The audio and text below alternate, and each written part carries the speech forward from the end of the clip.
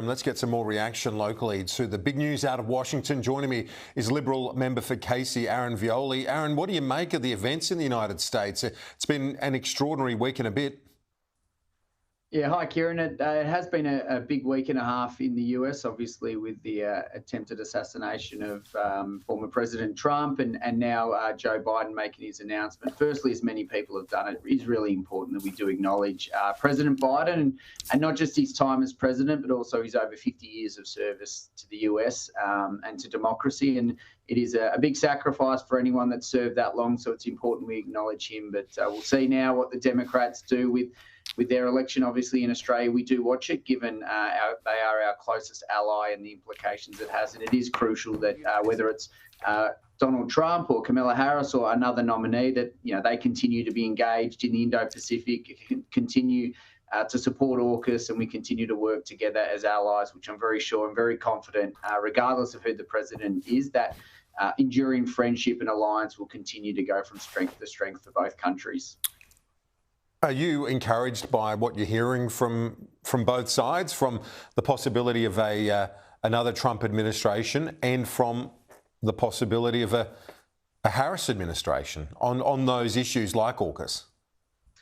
Yeah, we see very consistent, messaging coming out of the US, understanding the importance of the Australian alliance of AUKUS and obviously the geopolitical challenges that we face in the Indo-Pacific. And it's clear that the US as a collective are deeply engaged in our region and understand the importance of our region. And, a president is clearly a crucial position, but there is also that wider infrastructure around them and also within the Congress and other institutions to ensure that the alliance is strong, but also that attention on the Indo-Pacific is there. And I have no doubt that regardless of who's president, it'll continue moving forward.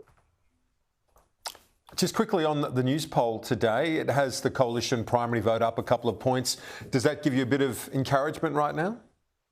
Yeah, we saw a news poll. I said primaries was up. The AFR Freshwater also had the primaries for the coalition increasing.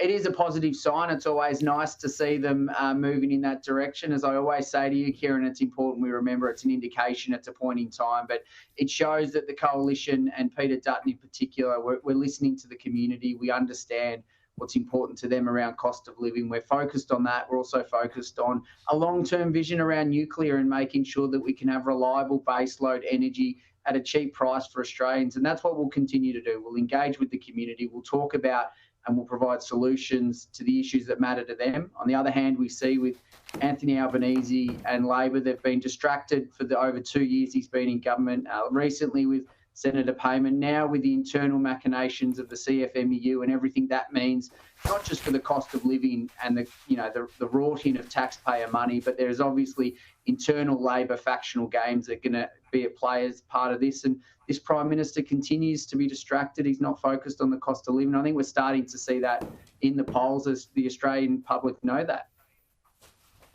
Aaron Violi, we'll talk to you soon. Appreciate it. Thanks, Kieran. Talk soon.